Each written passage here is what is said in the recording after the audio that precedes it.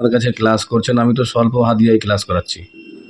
না হজরত দেখেন, খুব কম খরচ, একেবারে 5,000 টাকা। আর এই বাজারে 5,000 টাকা মানে কোনো মূল্যই নেই। আপনি তো রুগী দেখে প্রচুর কামাই করতে পারবেন। আমার একটা ছাত্র হোক, আমি একটা নিয়ে ক্লাস করাবো, ঠিক আছে? ও, তো হজরত লেখা শুরু করেন এবার। আমি বলে দিচ্ছি সিস্টেমটা। কি করবেন, ওই কাঁচের গিলাস আপনার সিনা বরাবর রাখবেন রুগীর সামনে বসিয়ে। তারপরে ওইখানে একটু সরিষার তেল দিয়ে দিবেন। দিয়ে দেওয়ার পর আপনি হজরত আপনি চুপ করেন। তারপরে কি করবেন, সিনা বরাবর রাখতে বলছি, সিনা বরাবর রেখে ওইখানে সূরা মুজাম্মিল আপনি বিজোড় সংখ্যায় পড়ে দম করে দিবেন।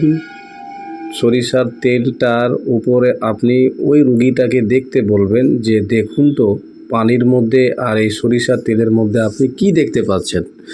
যদি ও বলে যে হজরত আমি এখানে ভয়ঙ্কর প্রাণীর চেহারা দেখতে পাচ্ছি, বা কোনো মানুষের চেহারা দেখতে পাচ্ছি, বা হিংস্র প্রাণীর চেহারা, আবার যদি বলে যে পানির তো কালার পরিবর্তন হয়ে যাচ্ছে, বা এই তেলটা অনেক বিভিন্ন কালারে পরিবর্তন হচ্ছে, এক্ষেত্রে আপনি করণীয় কি আপনার?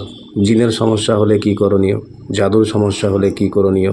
রুজুয়াতটা সবথেকে খারাপ জিনিস, যেটা এখন ঘরে ঘরে মোতাব্বিরের কাছে হচ্ছে। ওস্তাদ ঠিক না ধরার কারণে আমলের কুপ্রভাব পড়ে যাচ্ছে অনেকের। তো এই রুজুয়াতটাকে কিভাবে কাটতে হয় আগামী দিনে ইনশাআল্লাহ আপনাদের ক্লাসে বোঝানো হবে। তো রমজান মাস হজরত, বেশি প্রেশার আপনাকেও দেব না, আমিও নেব না। তো এই ক্ষেত্রে আপনি জিন জাদুর সমস্যা বুঝতে পারলেন যে কোনটা জিনের সমস্যা, কোনটা জাদুর সমস্যা। কিন্তু মনে রাখবেন ওইখানে আবার নুরি মক্কেলও হাজির হয়ে যায়, তাকে দিয়েও আপনি কাজ করাতে পারেন।